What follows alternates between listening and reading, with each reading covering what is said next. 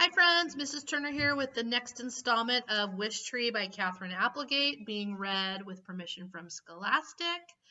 When we left off, Red had come up with a plan to make Samar and Stefan friends, and she got Bongo to help out, and it didn't work.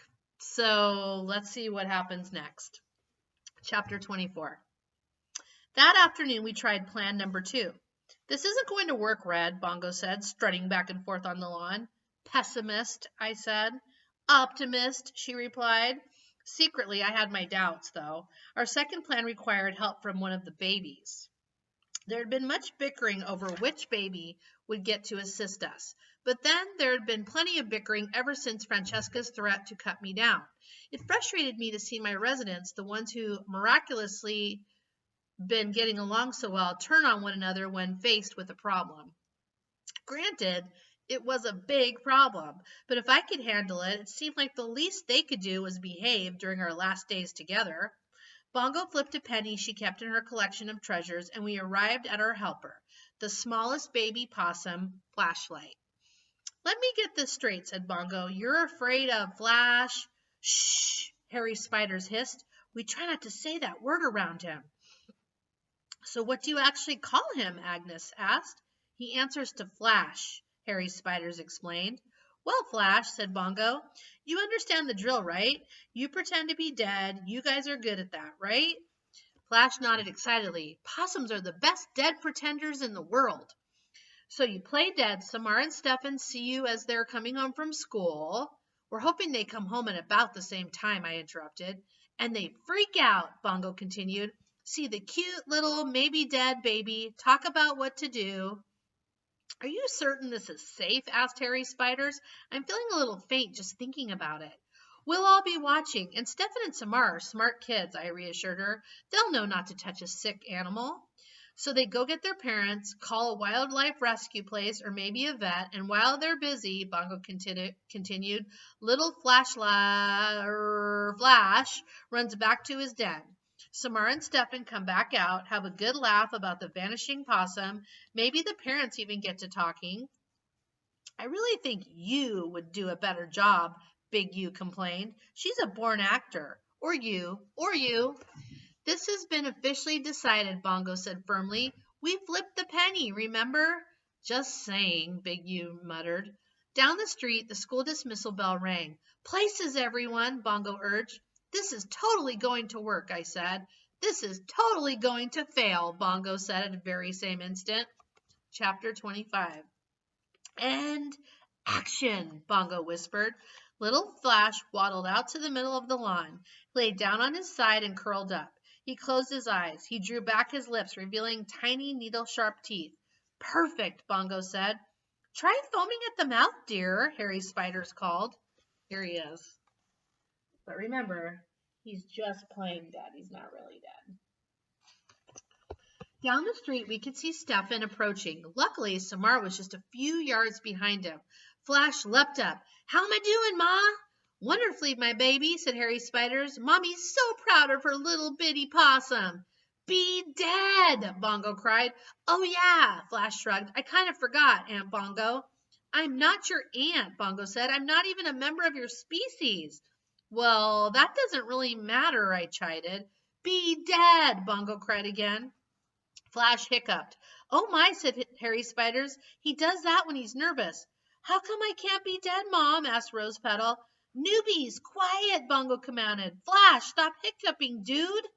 Here they come, I whispered. Stefan and Samar. The hiccups grew louder. Flashlight, Bongo said. Now. Don't call him that, his mother cried. Flashlight froze. He stopped hiccuping. Foam dripped from his mouth. His half-opened eyes were glazed and unseeing. The works, Bongo whispered. Brilliant. Stefan found Flash first. Samar was close behind. What should we do? Stefan asked. Success, I thought. They were actually talking to each other. Don't touch it, said Samar. It might be Rabbit. Or it could just be playing dead. I read that possums will do that. I'll go get my mom. Maybe she can call someone. Sounds good, said Samar. To my disappointment, Stefan and Samar nodded at each other and promptly went into their separate houses. And once again, that was that. All that work for just a few moments of conversation? How exactly did people make friends? How hard could it be? Still, I reminded myself, Stefan and Samar had spoken to each other, and that was a good first step, wasn't it? Flash, Bongo called. Time to go back to your den, buddy, before they come back. Flash remained frozen in a little possum ball. Flash, I called. Flash, baby, Harry Spiders yelled. Oh my, said Big U. I don't think your baby's acting. My baby, my precious Flash, cried Harry Spiders, and Flash's brothers and sisters began to wail. You really should have used one of the U's, Big U said. Flash, stop being dead, Bongo yelled. She hopped over to Flash and gently poked him with her beak. How dare you peck my son, Harry Spiders yelled. Flash, I'll save you, baby. Harry Spiders dashed out of her hollow, scrambled down my trunk, and promptly fainted. Oh, great, said Bongo. Just fantastic, like mother, like son. What now, wise old tree?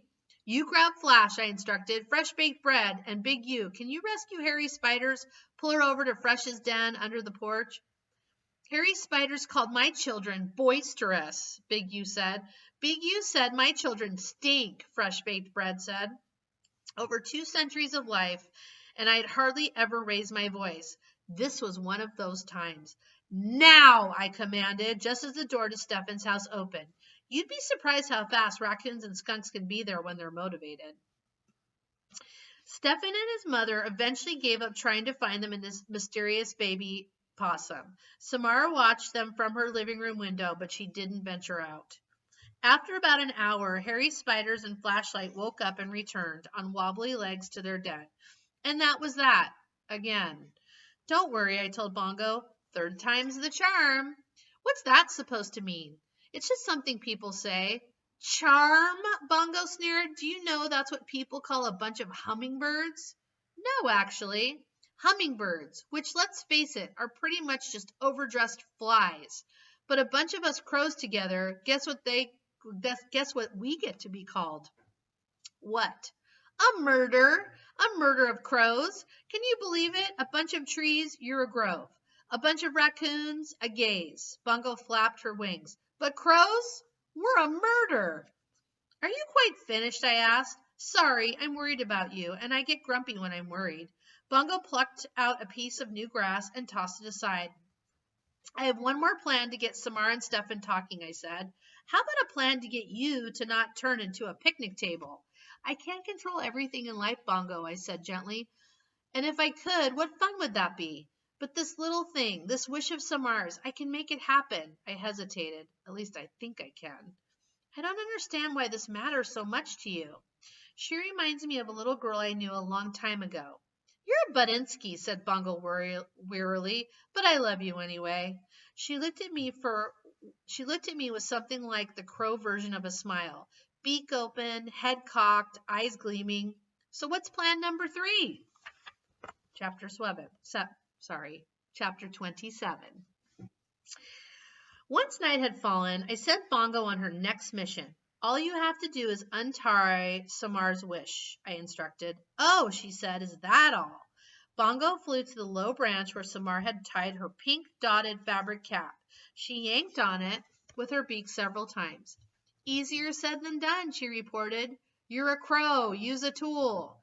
Crows are well known for making and using tools. They're probably the brainiest birds around. Bongo poked and considered.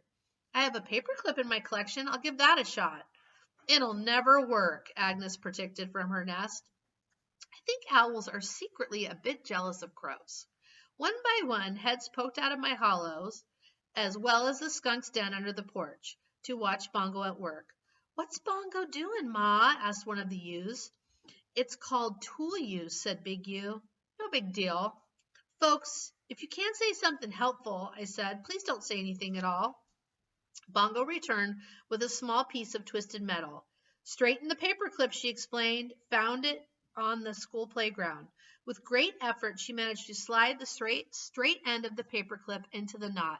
But try as she might, she couldn't pull the knot free.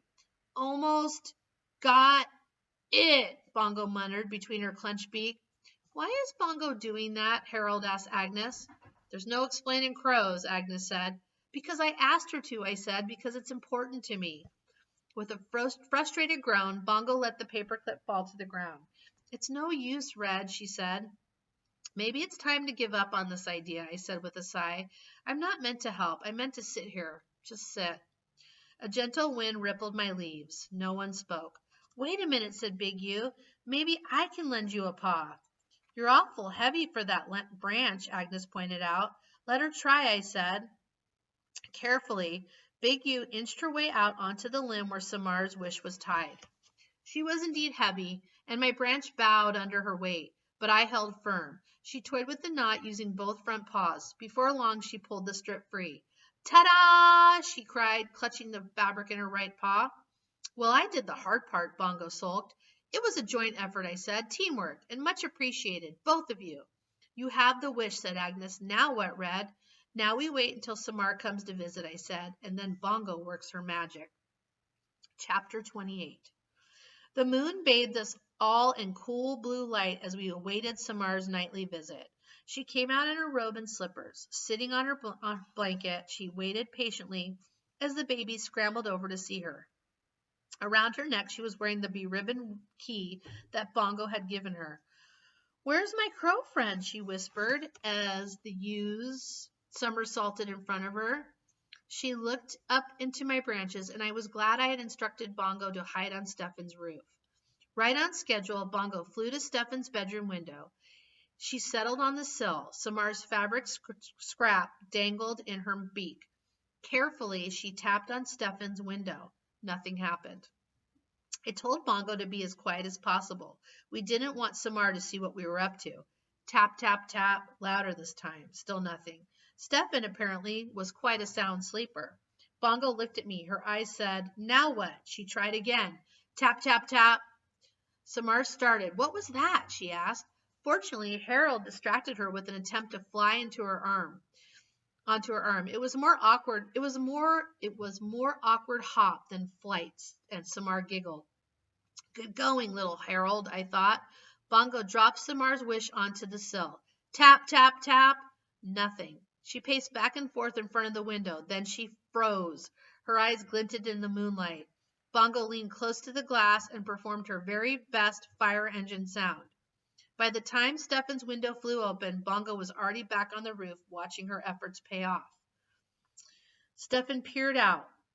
He rubbed his eyes. He noticed a scrap on his windowsill. Frowning, he held it up, catching the moonlight in order to read the words written on the fabric. He looked down at the lawn. Here's a picture of his windowsill.